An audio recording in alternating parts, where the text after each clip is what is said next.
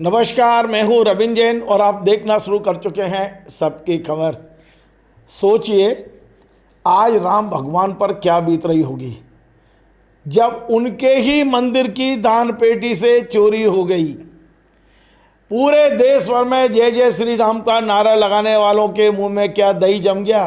कहाँ है बजरंग दल, कहाँ है विश्व हिंदू परिषद, कहाँ है राष्ट्रीय स्वयंसेवक संघ और कहाँ हैं भारतीय जनता पार्टी के लोग।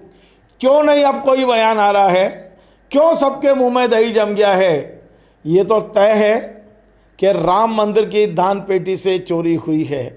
ये तय है कि राम मंदिर में जो चढ़ावा आया है उसकी चोरी हुई है, गहनों की चोरी हुई है, ड्राइवरों के घर से सोना निकल रहा है और पूरे देश में हाहाकार मचा है। लेकिन रोज सुबह शाम सुबह शाम सुबह शाम हिंदू मुस्लिम की बात करने वाले नेताओं के मुंह में अचानक दही क्यों जम गया है, क्यों नहीं बोल रहे हैं। संघ और बीजेपी के बीच क्या कुछ संबंधों की तनातनी हो गई है। क्यों अब इस मुद्दे को, वैसे हर मुद्दे को मीडिया में रोका जाता है, लेकिन क्या कुछ लोग जानबूझकर इस मुद्दे को हवा दे रहे हैं। क्यों नहीं आज तक ईडी सीबीआई में एफआईआर हुई है, क्यों नहीं पुलिस अभी तक पहुंची है, क्यों नहीं उन तमाम नेताओं के यहाँ छापे पड़े हैं जो इसमें शक के दायरे में हैं। तमाम सारे मुद्दों पे आज बात करेंगे। मध्य प्रदेश के वरिष्ठ पत्रकार अजय वोकिल जी को मैंने आमंत्रित किया है। अजय वोकिल जी ने इस मुद्दे पर गहराई से छानबीन की है, तमाम वेबसाइटों को खंगाला है और तमाम सारी जो चीज़ें निकाल कर लाए वो आपके सामने रखेंगे। लेकिन मैं सवाल बहुत सारे हैं, आपके ही सवाल हैं जो मैं कोशिश करूंगा अजय वोकिल जी से पूछूं और आपके तमाम सारे सवालों का जवाब आप तक पहुंचाने की कोशिश करूं। अजय जी आपका बहुत बहुत स्वागत है। अजय जी, वाकई एक बार गुस्सा भी आता है कि जिस भगवान राम की लड़ाई हम लोगों ने देखी और कहा गया कि पीढ़ियां खप गई इस मंदिर को बनाने में, और जब मंदिर बनाया गया तो ये चोटों को बिठा दिया गया। सारे चोटे बैठे हुए हैं, कोई पैसा लेके चंपत हो रहा है, कोई गहने लेके चंपत हो रहा है और चंपत का कुछ अता पता नहीं है। क्या कहेंगे आप? देखिए, चंपत तो जहाँ है वहीं है। अभी तक न तो उन्होंने इस्तीफा दिया है, नहीं, लेकिन आंखों के नाम पे गायब है कि मैं आंख दिखाने के लिए साउथ कहीं जा रहा हूँ। हाँ, मतलब ये है कि अभी तक उनकी तरफ से कोई वैसी प्रतिक्रिया नहीं आई। हालांकि बीच में एक आई थी तो उन्होंने कहा था कि हाँ वो जांच हो रही है और सब ठीक चल रहा है वगैरह वगैरह। जहाँ तक आपने इस मुद्दे को लेकर के कुछ लोगों के मुँह में दही जमे होने की बात कही, तो मुझे लगता है रविंद्र जी कि राम मंदिर चढ़ावे के मामले में लोग दही बड़े बना के खा गए हैं, डकार गए हैं। तो इसलिए वहाँ से कोई आवाज़ें आएंगी नहीं, ये बात तय है। अब सवाल ये कि इससे पार्टी वालों को क्या लगता है, संगठन वालों को क्या लगता है, ये अपनी जगह अलग है। उन करोड़ों राम भक्तों को क्या लगता है, मेरे ख्याल से ये सबसे ज़्यादा महत्वपूर्ण है। और मेरे ख्याल से जो घटनाक्रम घटा है इस सबके दिल को ठेस पहुँची है, क्योंकि ये किसी ने नहीं सोचा था कि राम मंदिर के भीतर ही चोर बैठे होंगे।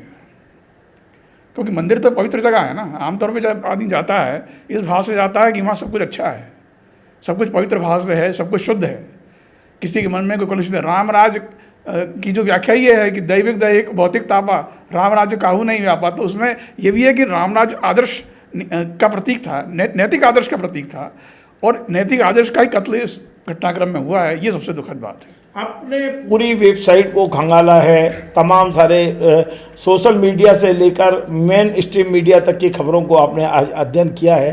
आपको क्या लग रहा है ये कितना बड़ा गंभीर मामला है? देखिए, जो चीज़ें धीरे धीरे सामने आ रही हैं उससे तो ये लग रहा है कि, और जो आरोप लग रहे हैं और आरोपों और जो वास्तविकता है उसके बीच जो कड़ियाँ जोड़ रही हैं, उससे तो ऐसा लग रहा है कि ये घपला तो शिला पूजन के समय से ही चल रहा है, ऐसा लगता है। हालांकि इसका कोई प्रमाण अपने पास नहीं है अभी, लेकिन जैसे जैसे जांच आगे बढ़ेगी और अगर इसके पुख्ता प्रमाण मिलेंगे, क्योंकि ये कहा गया कि 1250 सोने की शिलाएं गायब हैं। एक शिला कितने की है? अब एक शिला, इसका तो वजन का पता नहीं चला, लेकिन जो आरोप लगे हैं प्योर सोने की शिलाएं गायब है 1250। हाँ, ये जानकारी सामने आई है। इसके अलावा एक मुंबई के व्यापारी ने हीरो जड़ित शिला भेंट की थी उस वक्त जब शिला पूजन का जो आंदोलन चल रहा था, उसका भी अता पता नहीं है, वो भी गायब है। इसके अलावा जो राम लक्ष्मण भरत शत्रुघ्न इन चारों के मुकुट सोने के वो भी गायब है, कई जेवरात गायब हैं। मतलब ये जो आरोप एक एक करके सामने आते जा रहे हैं, क्योंकि अभी तक ये था कि लोग दबी जबान से बोल रहे थे इसको। आपको याद होगा कि जब ये राम जन्मभूमि के लिए भूमि अधिग्रहण हो रहा था, उस समय भी ये आरोप लगे थे कि भाई जो चंपत राय जो हैं उन्होंने कई ऐसे सौदे कर दिए हैं जो ज़मीन की जो वास्तविक कीमत है, मतलब जो सरकारी रेट है उससे भी कई ज़्यादा भाव में वो ज़मीनें खरीद ली गई। जमीन 23 करोड़ में खरीदी गई, 29 करोड़ में पूरी ज़मीनें खरीदी 23 करोड़ कुछ में थी। उसका आंकड़ा है करीबन नहीं 26.69 करोड़, ये इतने में ज़मीनें खरीदी गई, जबकि वास्तव में उनकी ज़मीन इतनी कीमत थी, कीमत 18-20 लाख थी शायद। हाँ, तो ये भी सवाल उठा था, तभी ये बात उठी थी, लेकिन वहाँ दबा दिया गया था और कहा गया नहीं ऐसा कुछ नहीं है, सब ठीक है। लोगों ने फिर भी ध्यान नहीं दिया कि चलो भाई ठीक है, हो सकता है थोड़ा बहुत गड़बड़ हुआ होगा। तभी सजग हो जाते तो शायद ये बच जाता। निश्चित रूप से अगर तभी इस पर ध्यान दिया गया होता तो हो सकता था कि मामला इधर ना बढ़ता। लेकिन किसी मंदिर में 1% भी गड़बड़ नहीं होती, ये तो कोई भी नहीं कह सकता। लेकिन फिर भी अगर इतने बड़े पैमाने पर, वो भी राम मंदिर जैसे बहुत प्रतिष्ठित मंदिर के अंदर, कि ऐसी कोई व्यवस्था नहीं है जो इन सबको चेक कर सके, उसको जो है बोगिल जी, एक खबर हमने पढ़ी है कि राम मंदिर में चोरी हो रही है, ये सबसे पहले खुलासा अखिलेश यादव ने किया था। उस अखिलेश यादव ने किया था जिनके पिताओं को इन्होंने रामद्रोही कह के संबोधित किया था। तो राम भक्तों की पोल रामद्रोही खोल रहे? नहीं, देखिए ये मामला तो कई लोगों ने पहले उठाया है, अखिलेश यादव ने तो उसमें बाद में शामिल हुए उसके अंदर, जब उनको उसका राजनीतिक फायदा उनको दिखा। इसके पहले और लोगों ने भी, लेकिन चूंकि वो छोटे लोग हैं इसलिए उनकी बात को किसी ने ध्यान नहीं दिया। और चूंकि अखिलेश यादव ने सीधे 7 करोड़ के घपले का आरोप लगा दिया अपने सोशल मीडिया पोस्ट पर, तो हालांकि पहले तो बीजेपी के नेताओं ने उसको भी खारिज करने की कोशिश की, संघ के नेताओं ने। 7 करोड़ तो बहुत कम बता रहे हैं। नहीं, वो उनको जो भी शुरू में जानकारी मिली होगी वो उस आधार पर उन्होंने कहा। तो सवाल ये है कि तब लोगों का एकदम माथा ठनका कि भाई ये अगर अखिलेश यादव बोल रहे हैं तो इसका मतलब कहीं ना कहीं अगर धुआं निकल रहा है तो आग कहीं ना कहीं निकली होगी। ये तो लोगों को लगा। उसके पहले तो बीजेपी के नेता कपिल गोयल, अपने जो केंद्रीय मंत्री हैं, उन्होंने तो ये कहा कि पीयूष गोयल, उन्होंने कहा अरे वो अखिलेश यादव कुछ भी कहते रहते हैं, तो उसको मजाक में डाल दिया गया। लेकिन अब सवाल है, जिस तरह चीज़ें एक करके सामने आती जा रही हैं, अब लोगों के मुंह बंद हो रहे हैं, क्योंकि एक नहीं कई घोटाले सामने आ रहे हैं इसके अंदर। आपने जो रिसर्च किया है उसके अनुसार आपको क्या दिख रहा है, कितना घपला दिख रहा है? देखिए अभी लोगों मोटे तौर पर यह है कि कुछ लोगों का ये भी कहना है कि 200 से 1400 करोड़ तक का घोटाला भी हो सकता है। लेकिन इसमें अभी एक अखबार में जो रिपोर्ट छपी है वो काफ़ी तथ्यात्मक है। कौन से अखबार में छपी? ये दैनिक भास्कर में छपी है। उन्होंने कुछ फिगर्स निकाले हैं और उसमें मेरे ख्याल से काफ़ी हद तक सही हो सकते हैं वो, कि 11 माह में जो है वो 16 करोड़ लोगों ने दर्शन किए, और इसमें चढ़ावा आया जो सीधा दान पेटी में गया, मतलब जो चढ़ावा आया टोटल 83 करोड़ रुपए कैश के रूप में आया, और उसमें दान पेटी में 55 करोड़ मिले। जो दान काउंटर पे जिन्होंने रसीदें कटवाई होंगी वो 18 करोड़ थे, 18 करोड़ रुपए मिले। ऑनलाइन लोगों ने 8 करोड़ रुपए दिए, और भी छोटे मोटे माध्यम से वो भी जो 2-4 लाख रुपए उस तरह से भी आए। और इस तरह से जो है 183 करोड़ रुपया 11 माह में मिला। अब सवाल ये उठता है कि अगर 16 करोड़ लोग आए, उससे 183 करोड़ रुपए चंदा आया, तो क्या एक व्यक्ति ने सिर्फ 5 रुपए दिए? राम मंदिर जैसे मंदिर में कोई भक्त अगर जाएगा तो मुझे नहीं लगता कि 100 रुपये से कम का वो नोट उसमें डालता होगा। 100 न भी मान ले तो 50 रुपये तो आप मान ही चलिए कि एक व्यक्ति कम से कम इतना तो श्रद्धा के बाद इतना अभिभूत हो जाता है दर्शन करने के बाद व्यक्ति, कि कुछ ना कुछ तो वहाँ पर दान अपनी तरफ से जो है जीवन भर राम राम करता रहा, तो वो राम के पास जाके कुछ तो देगा। तो सवाल ये है कि क्या इतना कम फिर पैसा गया कहाँ अगर इतना। अच्छा, इससे मजेदार बात और भी एक कि राम जन्मभूमि तीर्थ ट्रस्ट जो है उसके 3 बैंकों में खाते हैं, एक SBI में है, एक PNB में है, और एक बैंक ऑफ बड़ौदा के अंदर है। तीनों के अंदर उनके पैसे जमा होते हैं। ये पता चला है कि जो नोट गिनने के काम में 40-50 लोग रोज लगते थे, उनमें वो जिम्मेदारी दरअसल बैंक कर्मचारी होनी चाहिए, लेकिन बैंक ने भी आउटसोर्स कर रखा है। अब ये बैंक ने आउटसोर्स क्यों करके रखा, इसका कोई उत्तर सीधा मिल नहीं रहा। मुझे ऐसा लगता है कि ये भी ट्रस्ट के दबाव में बैंक ने किया होगा, क्योंकि बैंक के कर्मचारी पैसे गिनते हैं। अगर ये सही में बैंक कर्मचारी गिन रहे होते तो शायद इतनी गड़बड़ नहीं होती। लेकिन आउटसोर्स के लोग, और आउटसोर्स में किसके रखे गए लोग, वो जो ट्रस्ट के पदाधिकारी उनके नाते रिश्तेदार या उनके परिचित हैं, उन्होंने अपने आदमी को रखवा दिया है। तो जो पैसा जो गायब हो रहा था, एक मोटा अंदाज ये आ रहा है कि शायद 10 से 15 लाख रुपए डेली गायब हो रहे थे औसतन, हो सकता है आंकड़ा ज़्यादा भी हो। तो ये पैसा कौन दबा लेता था? मतलब दान पेटी खुलती होगी, खुलने के बाद जो जिसको जो पैसा रिश्ता निकालना हो निकाल लिया जाता होगा, उसके बाद कुछ पैसा जो गिन के और वो दिखा दिया था कि हाँ इतना दान में आया। तो अब अगर रोजाना अगर 10-15-20 लाख रुपए इस तरह से जा रहे होंगे, तो आप सोच लो जी कि पिछले, अगर बताया जा रहा है कि मार्च 2025 से चल रहा था, मतलब ये कुछ 1.25 साल से चल रहा था, हो सकता है और पहले से भी चल रहा हो, लेकिन अभी जो बात जानकारी सामने आई वो ये है। तो 1.25 साल के अंदर और 20 लाख रुपए अगर डेली निकल रहा होगा तो कितना हो गया साल भर का, आप लगाइए अंदाज। तो ये तो काउंटिंग में ही नहीं आया पैसा। अब सवाल है कि अच्छा एक मजेदार बात और कि वहाँ के जो पुराने जो अकाउंटेंट थे वो महिपाल सिंह, उन्होंने आरोप लगाया कि साहब 8 महीने के CCTV फुटेज ही गायब है। यानी जो पैसा, यानी जो काउंटिंग होती थी वो भी वहाँ भी CCTV लगे हुए थे। तो ये जैसी उसको डिलीट किसने कराया, वो भी आरोपी है, ये भी जांच का विषय है। उसको डिलीट किसने कराया और क्यों कराया?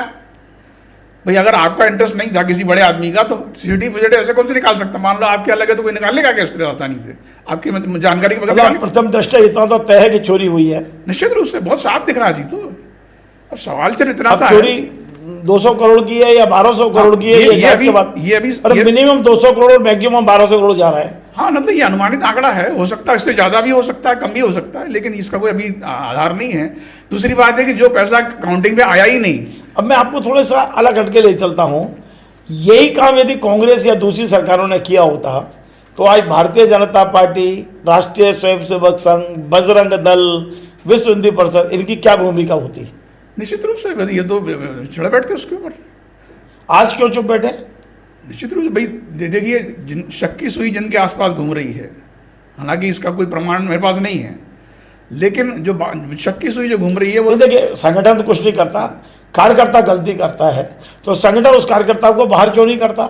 वही कह रहा हूँ ना कि भाई चंपत राय कानून के हवाले करता। उसके जो महामंत्री हैं ट्रस्ट के, वो चंपत राय हैं। तो सवाल ये है कि अगर उनकी जानकारी, राय का मतलब है संघ का एक कार्यकर्ता है, भाई निश्चित रूप से भाई राष्ट्रीय स्वयंसेवक संघ ने तो उसको अपॉइंट किया वहाँ। भाई ये तो विश्व हिंदू परिषद के अंतर्राष्ट्रीय वो थे ना, महासचिव थे पहले।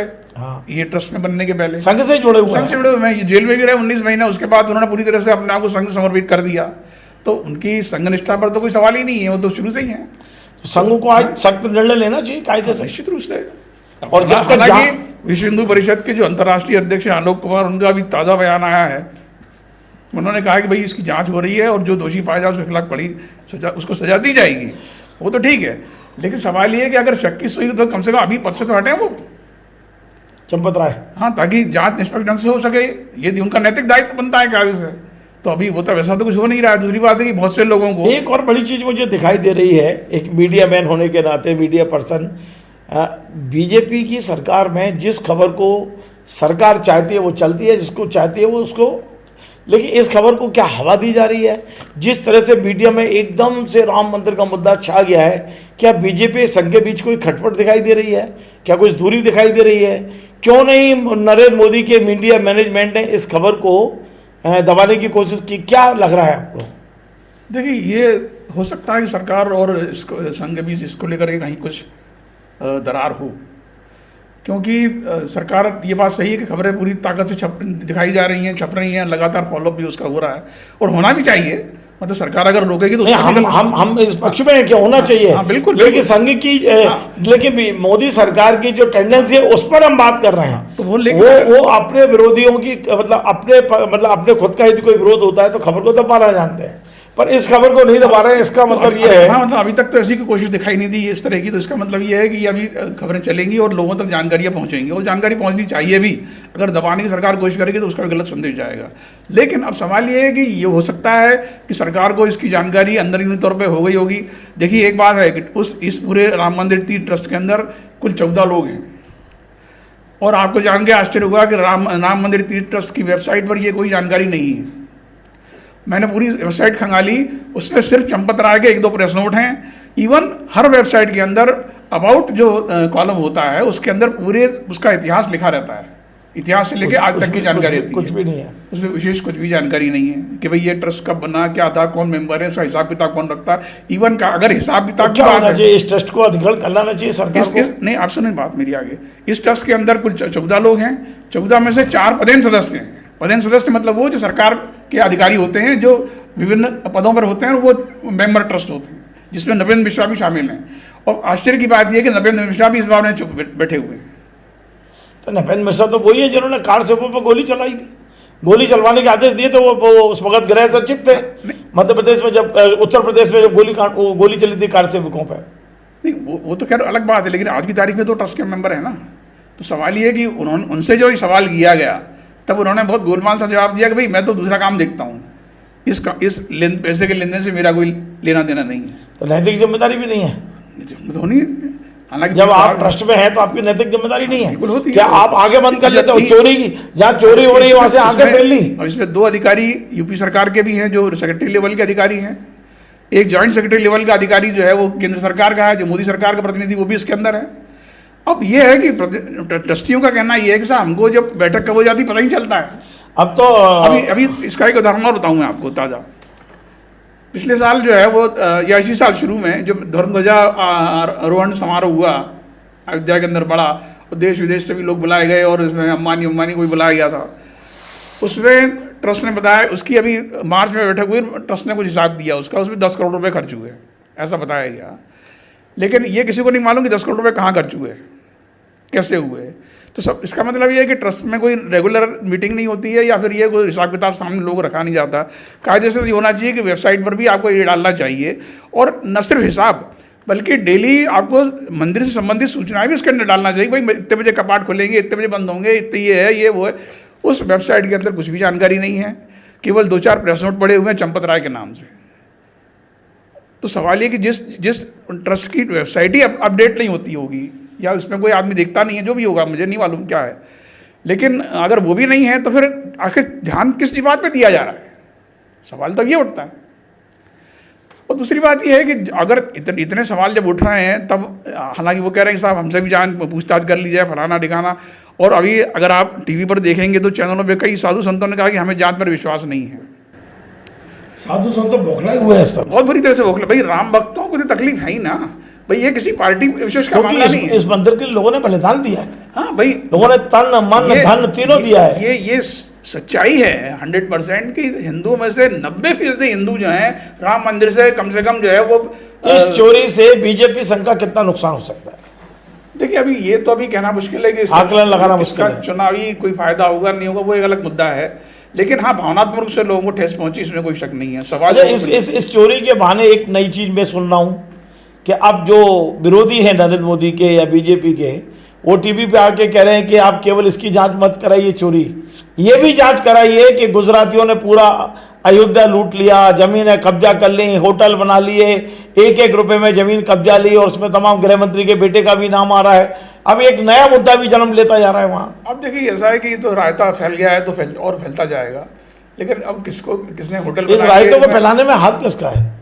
नहीं, इसमें हो सकता है कि अंदर क्योंकि मीडिया तो इसको बैलेंस करके चला रहा है ना, बहुत ज्यादा वाइज है, मैंने देखा है। इसमें अपोजिशन का हाथ तो खैर है ही, उनका तो काम ही है ये, वो तो करेंगे। हाँ, उन करना भी चाहिए, लेकिन सवाल क्योंकि इसमें एक चीज़ है कि इसके अंदर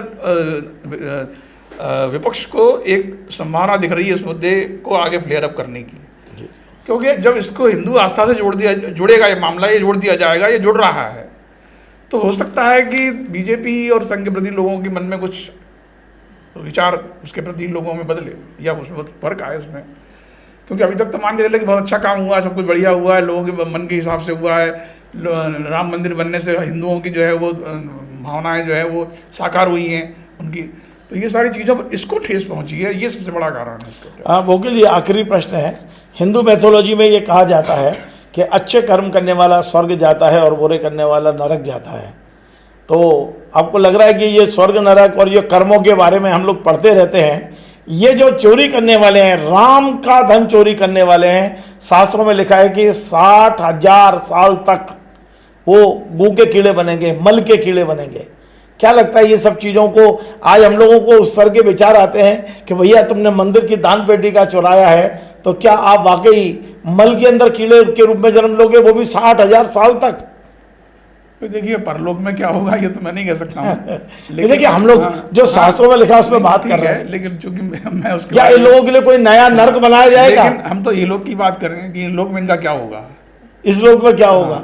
इस लोग में तो बच जाएंगे, सरकार बीजेपी सवाल ये है कि इस लोग में संघ है, बीजेपी है, सब बचा ले जाएगी अपने लोगों को। सवाल ये है कि जांच कैसे होती है, जांच ईमानदारी से देखिए यहाँ तो केवल जांच एजेंसियां विपक्ष के लिए बनाई गई बड़े हैं, लोग इसमें फंसते हैं कि नहीं फंसते, जांच एजेंसियां केवल विपक्ष के लिए बनाई गई हैं। सत्ता पक्ष तो हमेशा बच लेकिन जाता है। अगर ठीक से जांच हुई और सही में अगर इसमें दोषियों को हो सकता है टाइप हो गई हो क्लीन चिट, हाँ, तो ये लिख दिया गया हो कागज पे क्लीन लेकिन चिट। अगर क्लीन चिट भी जाएगी तो भी गलत संदेश जाएगा, और ये आगे समय के लिए बीजेपी और संघ दोनों के नुकसानदेह हो सकता क्या लगता है चंपत जी रेगुलर करेंगे या चंपत जी का पत्ता कटने वाला है? है। मुझे तो लगता है, हालांकि ये तो बात तभी चल रही थी शायद जब ये जो भूमि अधिग्रहण मामले घोटाले में तो बच गए थे ना, मामला आया था, तब क्लीन चिट ले ली तब ऐसी बात हुई थी कि उनसे इस्तीफा ले लिया जाएगा, नहीं अंततः नहीं लिया गया। तो कोई ना कोई बचा रहा होगा उनको इस चीज़ से। अब क्या लग रहा है? अब मेरे ख्याल से अगर इन संगठनों को अपनी साख बचानी है तो कम से कम ऐसे लोगों को तो तुरंत इसके खिलाफ कार्रवाई होनी चाहिए। चलिए, बहुत बहुत धन्यवाद।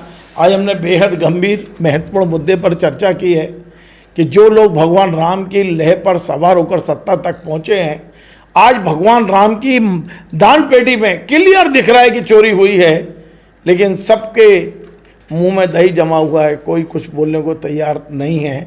आप सोचिए राम भक्त अब क्या सोच रहे होंगे, जिन्होंने इस राम मंदिर के लिए बलिदान दिया वो क्या सोच रहे होंगे, जिन्होंने प्राण न्यौछावर किए उनकी आत्माएं क्या सोच रही होंगी। सवाल बहुत बड़ा है और बात निकली है तो धूत तरक जाएगी। नमस्कार।